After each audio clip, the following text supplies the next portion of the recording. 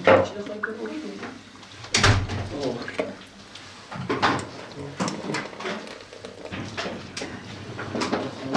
Şöyle. Şöyle takalım.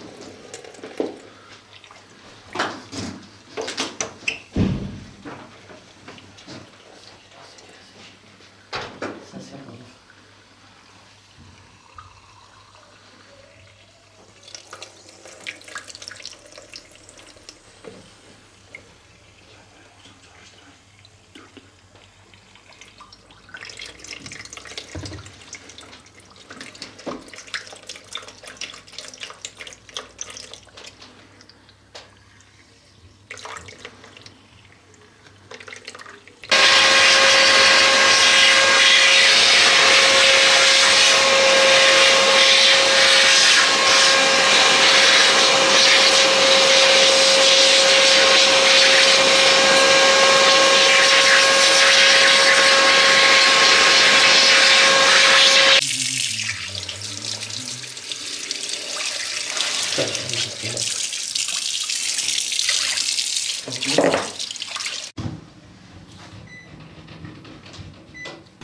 Yani kombi kullanan müşterilerimizin genellikle özellikle kış aylarının başlangıcıyla birlikte her sene düzenli olarak bakım yapmaları gerekmektedir. Hem cihazın performansı açısından hem de gazda ciddi bir manada tasarruf sağladığı için yani tüketicilerimize her sene kombinin bakımını genel olarak yaptırmasını tavsiye ediyoruz.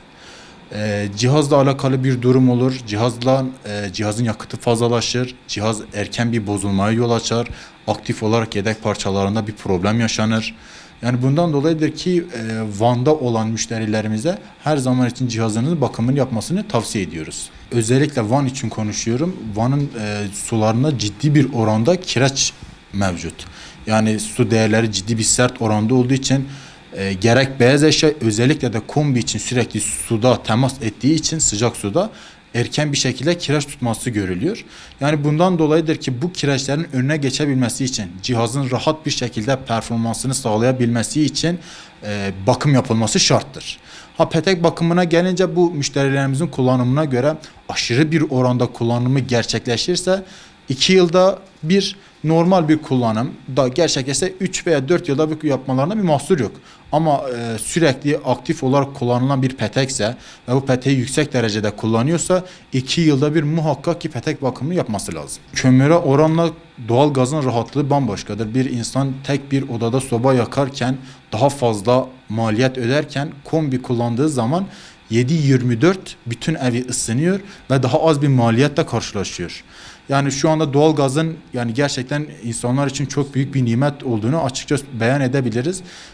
Doğalgazın kullanımı zaten gittikçe memleketimizde yaygınlaşıyor. Memleketimizde halkımız bunu kullanmaya başlıyor. Yani ve insanlar da gerçekten doğalgazda çok büyük bir şekilde memnun kalıyor. Bunu görüyoruz, izlenimimize görüyoruz. Ama şunu da söyleyebiliriz, müşterilerimiz eğer kombi tercih ettikleri zaman özellikle yoğuşmalı kombi tercih etsinler. Yoğuşmalı kombilerimiz hem tasarrufludur hem yakıt yönünden de maliyeti büyük bir oranda düşürüyor. Verimlilik oranlarını göz önünde bulundursunlar. Evlerinin yapısını göz önünde bulunarak küçük kombi değil aksine evinin ihtiyacını yetecek şekilde büyük kombileri tercih etsinler. Yani bunları göz önünde bulundururlarsa hem kendileri hem de kombi için rahatlık sağlayacaklarına inanıyorum.